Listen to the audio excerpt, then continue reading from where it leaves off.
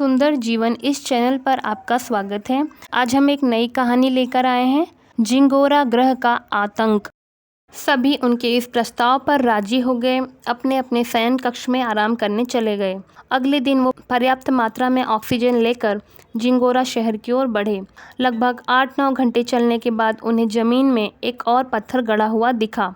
उस पर भी उसी विचित्र भाषा में कुछ लिखा था। मेजर राव ने उस पत्थर पर भाषा अनुवादक लगाकर उसे पढ़ा और ऐलान कर दिया कि वह जिंगोरा शहर पहुंच चुके हैं।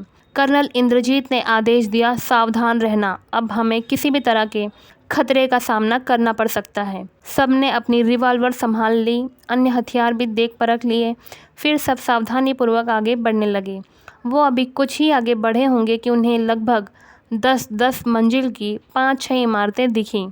ये इमारतें एक दूसरे की तरफ मुंह करके गोलाई में बनाई गई थीं। मेजर, इन इमारतों की एक मंजिल ध्यान से देखो। हर मंजिल की ऊंचाई लगभग 12 फीट है, जबकि हमारी पृथ्वी पर यह ऊंचाई केवल 10 फीट के आसपास होती है।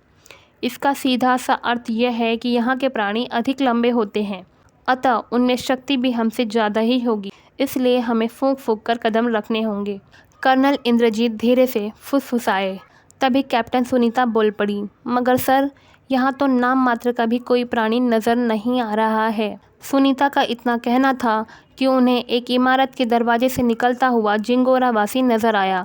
उसे देखकर उन सब के मुंह खुले के खुले रह गए। सर, आपका अनुमान ठीक निकला। ये जिंगोरा वासी लगभग 6 फीट ऊंचे हैं और तगड़े इतने कि एक ही जिंगोरा वासी हम चारों को अकेले संभाल ले। मेजर राव की इस बात को सुनकर सभी हंस दिए। मेजर राव की यह सबसे बड़ी खूबी थी कि वे मुसीबत के समय भी अपना धैर्य नहीं खोते थे और अपनी हल्की फुल्की बातों से सबका हौसला बनाए रखते थे। कुछ देर चुप रहने के बाद कर्नल इंद्रजीत ने बोलना शुरू किया, हमें अभी तक केवल एक ही जिंगोरावासी के दर्शन हुए हैं, अतः मुझे लगता है कि इस ग्रह की जनसंख्या बहुत ही कम है। इसलिए चाहे जैसे भी हो, हमें इस जिंगोरा ग्रह की और यहाँ की सुरक्षा नीति से संबंधित सभी बातें जान लेनी है। पहले हम यह प्रयास करेंगे कि वह शांतिपूर्वक सब बता दे। अगर वह न माना तो हम दूसरे तरीके अपनाएंगे। फिर सब उस ओर बढ़ गए जहाँ एक जिंगोरावासी गया था। उसका पीछा करते करते वो एक इमारत में दाखिल हो गए। अंदर जाते ही उनकी आंखें फटी की फटी रह गईं। इमारत का वह कमरा सारी सुख सुविधाओं से सुसज्जित था। वहाँ ऐसे ऐसे यंत्र रखे थे जैसे पृथ्वीवासियों ने कभी देखे भी नहीं थे। पीने के लिए कहीं पानी न था, न खाने के लिए कुछ था। तभी अचानक उस जिंगोरावासी से उनका सामना हो ही गया। मगर यह क्या, पृथ्वीवासियों की आशा के विपरीत वह इनसे डर कर भाग रहा था। कर्नल इंद्रजीत चिल्लाए, रुको रुको, हम तुम्हारा कोई अहित नहीं करेंगे। अचानक वह जिंगोरावासी रुका। उसने अपनी पैंट की जेब से एक यंत्र निकाला, उसे अपने मुंह पर लगा लिया। पृथ्वीवासियों ने उसकी बोली सुनी तो आश्चर्यचकित रह गए, क्योंकि अब वह उनकी ही भाषा बोल रहा था। उसकी आवाज़ बड़ी भारी भरकम थी। कहिए, मैं आपकी क्या सहायता कर सकता हूँ? जिंगोरावासी बोला। कर्नल इंद्रजीत ने उसे समझाना शुरू किया, तुम्हारे ग्रह का राजा हमारी पृथ्वी पर आतंक मचाकर वहाँ भी राज करना चाहता है। इसलिए वह थोड़े दिन बाद कुछ जिंगोरावासी पृथ्वी पर भेज देता है, जो वहाँ पर बहुत कुछ तहस नहस कर देते हैं। अपनी पृथ्वी को बचाने के लिए हम यहाँ आए हैं। हम चाहते हैं कि तुम अपने ग्रह के बारे में हमें विस्तार पूर्वक सही जानकारी दो। जिंगोरावासी ने एक लंबी सांस ली और फिर बोलना शुरू किया। आज से लगभग 100 साल पहले हमारा ग्रह बहुत ही खुशहाल था और सब ओर हरियाली ही थी। जगह जगह पानी के झरने बहते थे। लोगों का जीवन बहुत आराम से कट रहा था। हमारा राजा भी बहुत दयालु था। वह सबके साथ इंसाफ करता था। अचानक हमारे ग्रह की आबादी बढ़ने लगी। लाख कोशिशों के बाद भी हम बढ़ती हुई आबादी पर रोक न लगा पाए। धीरे धीरे इस ग्रह के सारे जंगल साफ हो गए, सारा पानी खत्म हो गया, खाने की सारी वस्तुएं भी समाप्त हो गईं। जिंगोरावासी भूख से मरने लगे। हमारे राजा ने ग्रह के सारे वैज्ञानिकों को नया भोजन खोजने में लगा रखा था, परंतु जब तक वैज्ञानिक कुछ कर पाते, 3/4 जिंगोरावासी मौत की गोद में समा चुके थे। खैर, उन्होंने पानी की जगह वह भूरे रंग का पेय निकाला। इसको पीने से 1 हफ्ते तक प्यास नहीं लगती। खाने की जगह छोटे छोटे कैप्सूल बनाए, जिन्हें दिन में 1 बार खाना होता है। आज हालत यह है कि न तो हमारे ग्रह पर पानी है, न पेड़ हैं, पौधे हैं और न सांस लेने के लिए पर्याप्त ऑक्सीजन। अब जो भी जिंगोरावासी जीवित हैं, उन सबके हृदय का यहाँ के वैज्ञानिकों ने ऑपरेशन कर दिया है, जिससे कम ऑक्सीजन से ही सांस लिया जा सके। जब हमारे ग्रह पर सब और त्राही त्राही मची हुई थी, तो मौके का फ़ायदा उठाकर हमारे राजा के पुत्र ने उनका कत्ल कर दिया। खुद राजा बन बैठा। वह राजा क्या, बहुत ही क्रूर प्रवृत्ति का तानाशाह है। उसका नाम है जिंग। यहाँ की जनता तो बहुत शांति प्रिय है, परंतु जिंग चाहता है कि वह पृथ्वी पर भी राज करे, और उसके इसी इरादे को हम नाकाम करने के लिए यहाँ आए हैं। अगर तुम चाहते हो कि तुम्हारे ग्रह पर फिर से शांति स्थापित हो तो तुम्हें हमारी मदद करनी होगी। कर्नल सिन्हा की बात सुनकर जिंगोरावासी ने कहा, ठीक है, अभी तो आप आराम करिए, कल सुबह मैं आपको जिंग तक पहुंचने का मार्ग बताऊंगा। यह कहकर जिंगोरावासी ने उन चारों को उसका अनुसरण करने का इशारा किया। कुछ ही देर में वह सब एक लिफ्ट में घुस गए।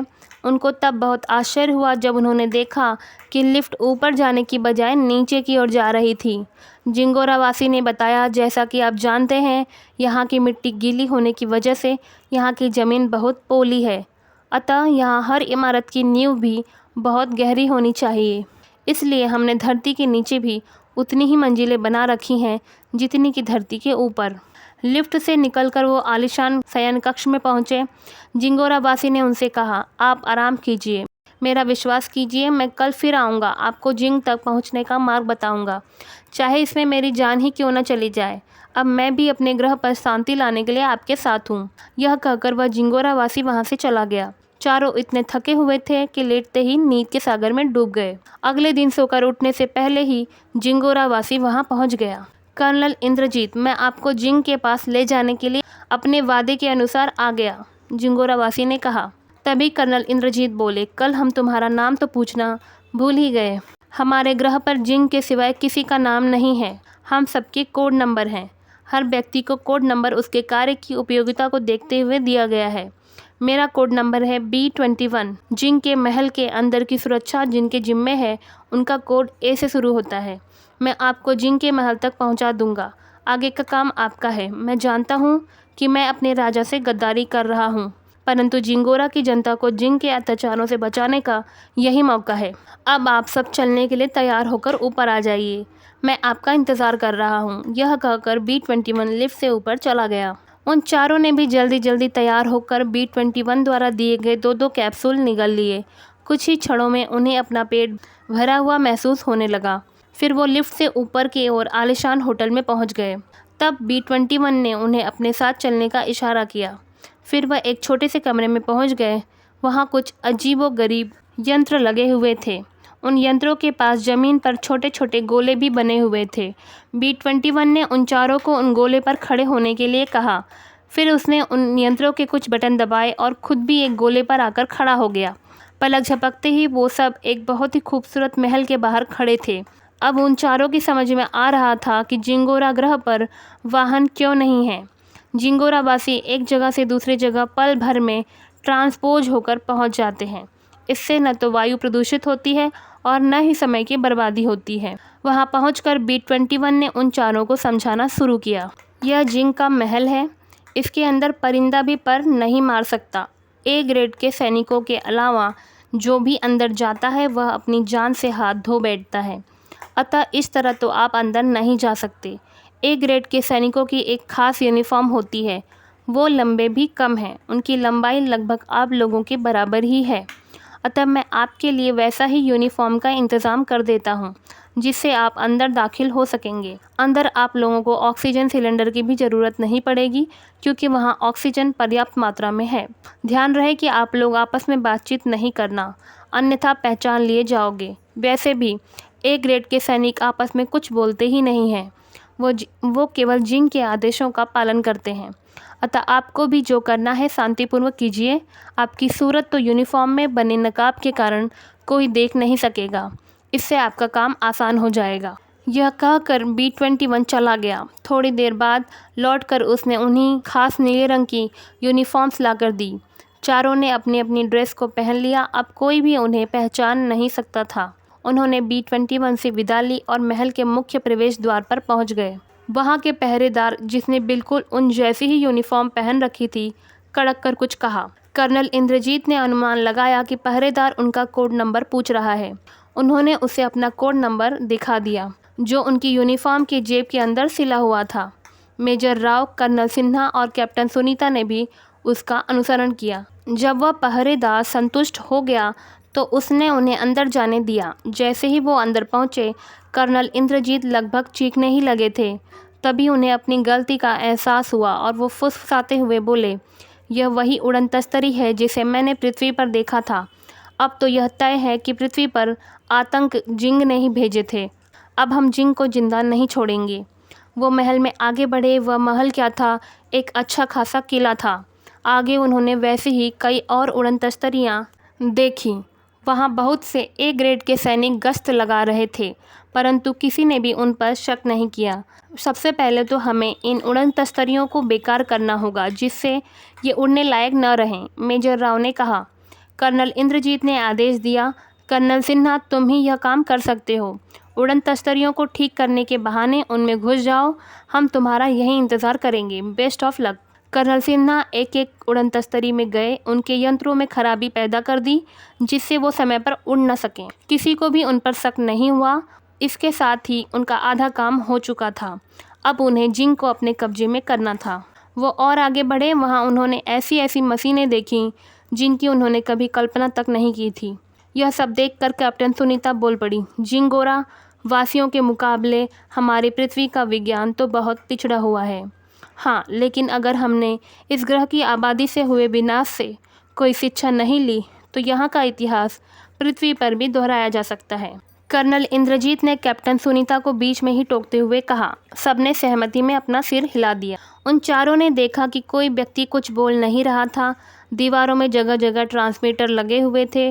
वहाँ से जिंग के आदेश प्रसारित हो रहे थे। ए ग्रेड के सैनिक उनके अनुसार कार्य कर रहे थे। जिंग की आवाज़ बहुत ही भयानक लग रही थी। जैसे जैसे वो चारों आगे बढ़ते जा रहे थे, वैसे वैसे वो उन ट्रांसमीटरों को भी तहस नहस करते जा रहे थे, जिससे सैनिकों को जिंग के आदेश मिलने बंद हो जाएं। कुछ देर बाद सबको जिंग के आदेश मिलने बंद हो गए। सब सैनिक आश्चर्यचकित थे, क्योंकि ऐसा पहले कभी नहीं हुआ था। सारे महल में काम ठप पड़ गया। यह देखकर जिंग घबरा उठा। उसने तुरंत अपने विश्वास पात्र सेवकों को इस गड़बड़ी का पता लगाने के लिए भेजा। वो जिंग के सेवक क्या थे, पूरे दैत्य थे। 10-12 फीट से कम ऊंचाई तो किसी की भी न थी।